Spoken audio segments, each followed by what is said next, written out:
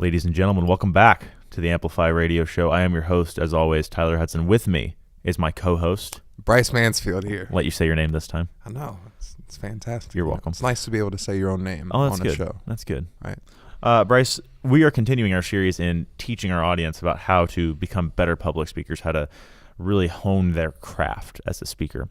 Today, our topic of discussion is knowing your audience, knowing who you are speaking to, and why that's an important thing.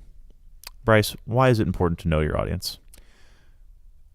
That's a great question. There are so many answers. There's so many different ways that question can be answered.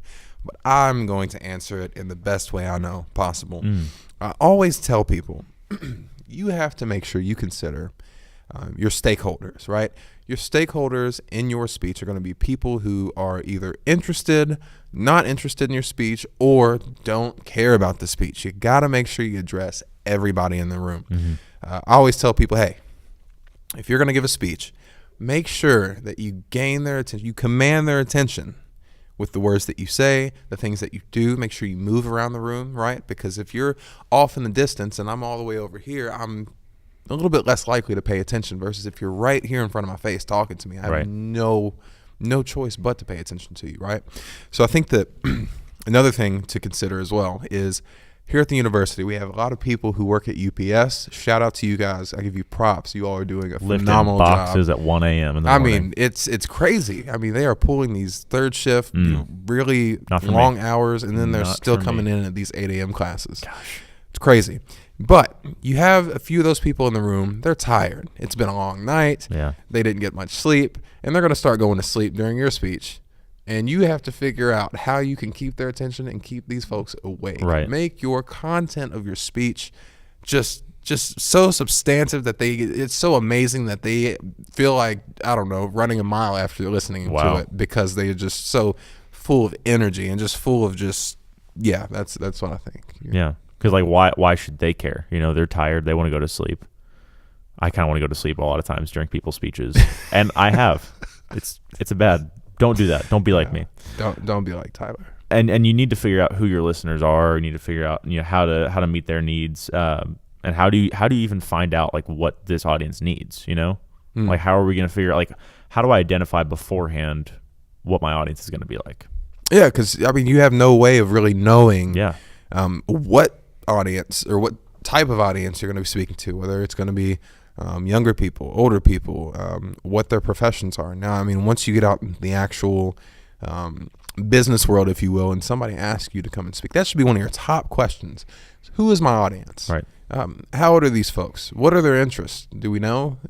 What are we looking at in terms of demographics? Right. So that way you can not necessarily just cater your speech or change it in such a way where you mold it to your audience, but you just keep your audience in mind when you're writing your speech. I mean, if I'm giving a big business proposal to someone, you know, and this is a group that may not have an extensive knowledge of the company the way I do, I need to be able to break it down for them and not just speak in terms that they don't know. Like you can't use just, you know, words that you might know what they mean, you know, jargon, I believe it's called. Yeah. And just expect your audience to immediately know what you're talking about.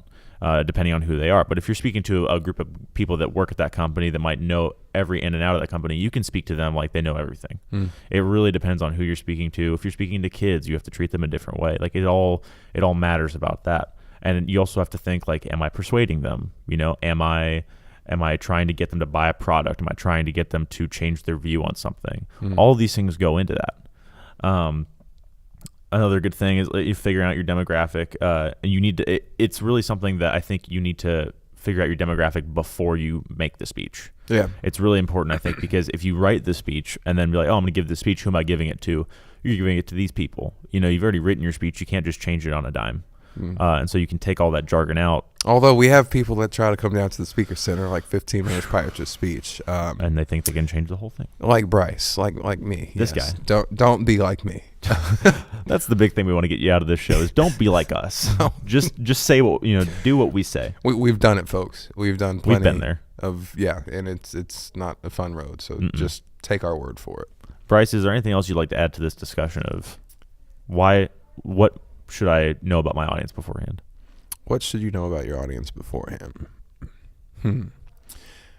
I think I just revert back to my original point. Yeah. That's to make sure you know the demographic Yeah. that you're speaking to. Make sure you know just some of the small, intricate details, because weaving those things into your speech can definitely make it more impactful. So if I'm talking to college students, a group of college students, if I start talking about financial literacy, Don't even know what that is. if I start talking if I just start throwing these different numbers at them, they're going to be like, what? Yeah. But if I start saying, hey, I know exactly what it's like to be a broke college student, Yeah. they're going to be able to relate And that- just like that. That goes back to your credibility as a college student too. Oh, yeah. And that really helps. And I think that's a really, really important point. And it's okay to ask questions beforehand. You know, you can ask, like, whoever is running your speech or whoever's like organizing an event that you're speaking at, you can ask them beforehand a bunch of questions. You can ask them, like, you know, what kind of room am I speaking in? Because that actually matters. You know, are they sitting in chairs? Am I speaking to a crowd that's standing? Like, what have they been doing up until this point? Like, what have they heard? Because if you're speaking at an event that has more than one speaker, you don't want to give the same presentation to someone else. Oh, yeah. And I mean, back when I was in advanced public speaking, our professor had us come up with a list of 25 possible questions you can ask the person who's asking you or inviting you out to speak. So that way you know everything you need to know. It's a good exercise. And one of those items is, who am I speaking to? Right. Yeah. Those are all really good points. Let us know what you guys think about knowing your audience. Let us know what you think needs to be on this channel. What advice do you need when it comes to public speaking? Please like this video and subscribe to this channel. We will see you next time. Goodbye.